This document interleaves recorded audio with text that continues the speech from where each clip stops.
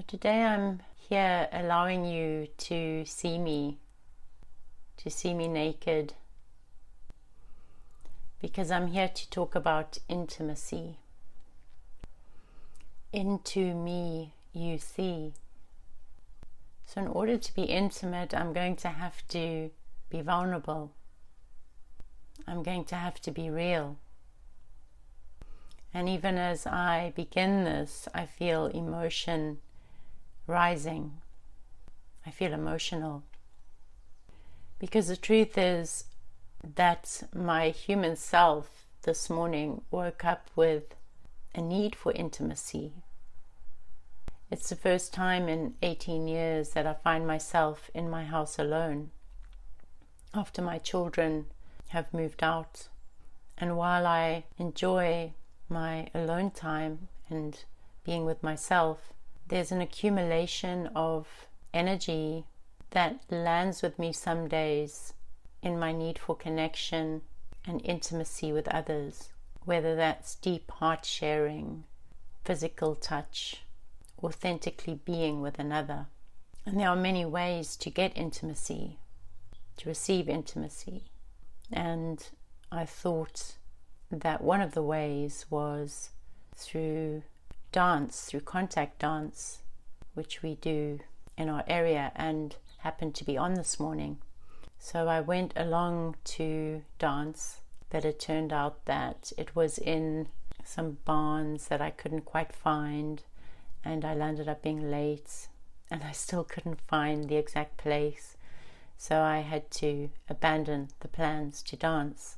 And on returning home, I remembered that I haven't connected with Source this morning. I haven't connected with Spirit. And that my new commitment to myself is to be a vessel for Spirit, to receive my daily instruction from Spirit as to how Spirit would like to use me today. For I've chosen to give myself in service to the one life, to Spirit to live through me, and to be in service to that greater life. So I was out trying to meet my own needs without first coming and remembering that I can bring those needs to Spirit, to Source. And when I take everything back to Source and open to receive, then all is given from that place. And this moves from a seeking behavior in the outside world, which is quite painful, to taking that energy up through my spine, up through my body, and delivering it to Spirit, and asking for what I need from that place, and opening to receive as a channel. And when I remembered to do that this morning, I was told to share about intimacy. And the thing with intimacy, allowing you to see into me, is that this is the way that we develop trust between each other. When you can see into me, then you know that I am not hiding anything, that I am illuminating all of my shadows with light, that I'm saying I'm fully given in service to you, to life, to love. And in seeing this, trust begins to build between us.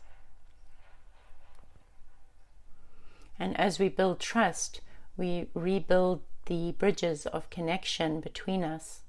I see it as like a spider's web that connects us all, and something has come in which we can call the lower mind, the ego self, and it has destroyed the spider's web. It's destroyed the connections between us through mistrust, distrust, competition, defensiveness. And as we defend ourselves from each other, as we believe the other is a threat and will take from us, we hide behind masks. We pretend to be what we are not. We smile when there is no part of us that actually wants to smile. Or we get angry when actually we are craving love and are unable to ask for it. And the pain in me is feeling the separation between us within our society, within our collective structures, between me and other, which have been put here to keep the self safe. But the cost of that is separation and isolation and a lack of intimacy. And what we need most right now is to feel connection with each other, to feel love with each other, to rebuild community. And the first steps to rebuilding community is to rebuild trust. And the only way to begin to rebuild trust is to be willing to be seen, to be vulnerable, to be authentic, to be real, to show ourselves as we are on days when we're strong or not so strong. And when I open up to my vulnerabilities, then I'm allowing others to help me, to support me. I'm opening up to receive from life. And one example of my life that's arising to be shared in this context is when I first met a partner that I spent a year with. The first night that I met him, I was talking a lot about myself because he had asked who I was, and I was talking about my projects and what I was doing, and it was in a very mind energy, ego energy. This is what I'm doing, this is how great I am. There was a lot of energy that I was pushing out in a yang type of masculine way. And in the middle of this, he asked me to stop, and he said, "Can you receive me?" And at that time I was actually practicing feminine receptivity, and it was a reminder of that. And so I knew what he was asking of me, and I was aware that I'd been in this yang energy of pushing out energy towards him, rather than being still and receiving his energy, to really authentically connecting with this new soul that I'd just met. And so I thanked him and I said, "Yes, give me a few seconds, I'm going to empty myself out." And I connected with myself and with the energy of hollowing myself out so that I could really receive and feel him.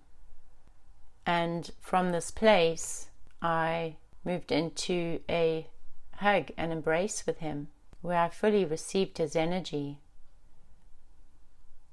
And what happened in that place was an incredible amount of energy moved through us in a spiral vortex right through my body, coming up through my crown. It was like this spiraling vortex of energy that held us in this embrace as I held the receptive yin and he allowed himself to be received. And we were in this position for a long time, allowing the energy to move through us in this way. And it was extremely beautiful and powerful to experience this authentic connection of energy.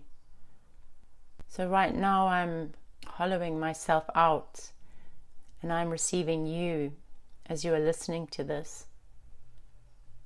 And I'm smiling and I'm feeling you and connecting with you. And feeling the trust and the love that is building between us. And I'm giving thanks to Spirit for inviting me to be intimate with you today and to share of myself from this place.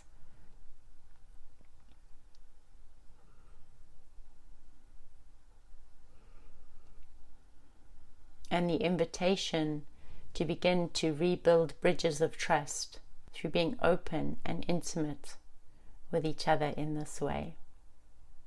Thank you for listening. Sending love. Aho. Amen. Blessed be.